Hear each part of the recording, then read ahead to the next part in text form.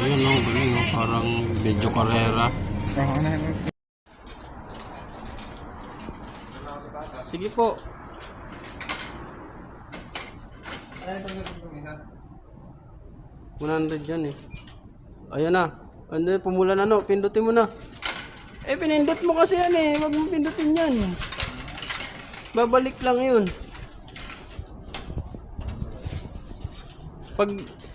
Pag bumlo na. Ayan na, nag-blow na no. Pindutin mo na yung gusto mo. Ayun. Number 1. Magaling ka pala. Let's go!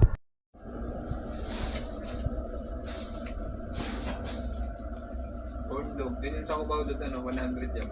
100 peso.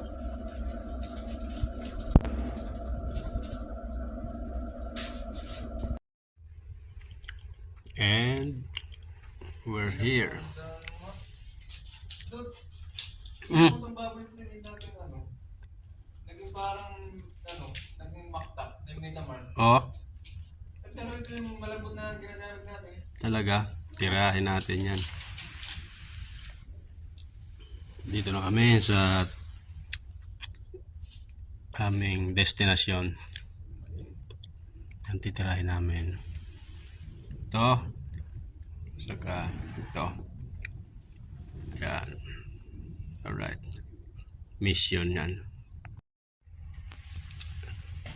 Ohayo gozaimasu. So, nandito na nga po kami sa aming destinasyon at ito po yung gagawin namin na project. Dalawang Porsche na RWB. Yan ang babanatan namin ni Brother Nono. Pero ito muna ang una naming babanatan. Yala, banat. Ayan na nga po. Nag-i-snow na. Magbatuhan tayo ng nyebe bukas na. Ha?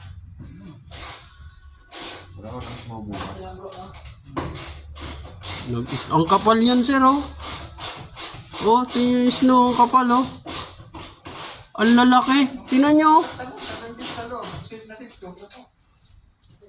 Doon kayo tumingin sa taas, sir.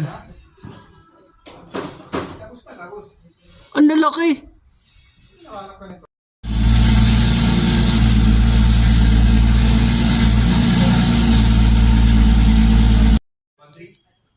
Second, it's another first time to wrap in a really, really cold environment. So it's freezing, it's snowing outside, and ang hirap tulutan ng car kasi yung film becomes really, really brittle. But okay, we finished it. It looks very nice.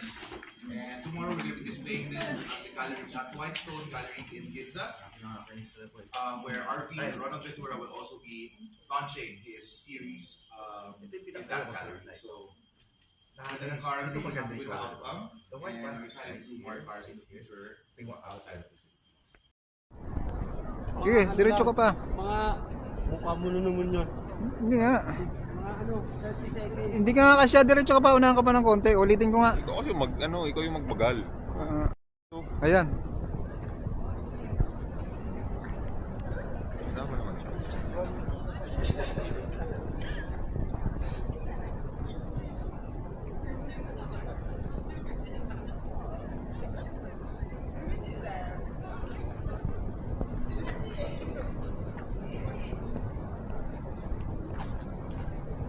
Yun, oh.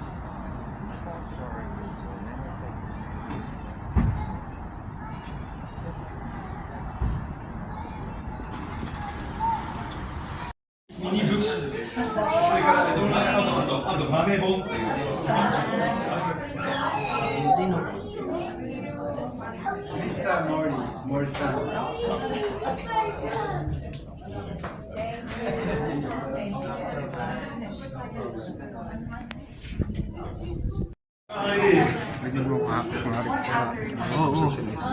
Oo, akong bahala dyan.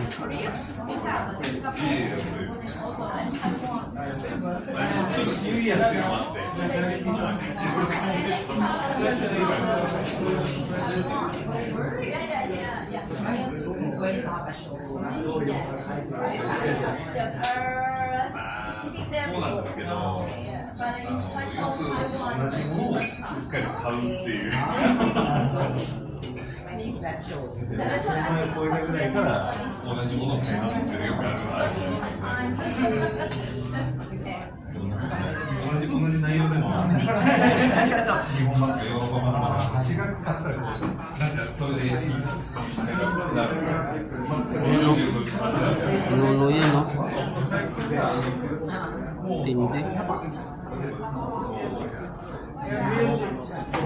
Rolino, pero mo ulit habang nanonood ng ano, painting. Pahinto. Pahinto yung ano. Ha? Picture lang. Kapicture na yun. Patayin mo na to. Patayin mo na to.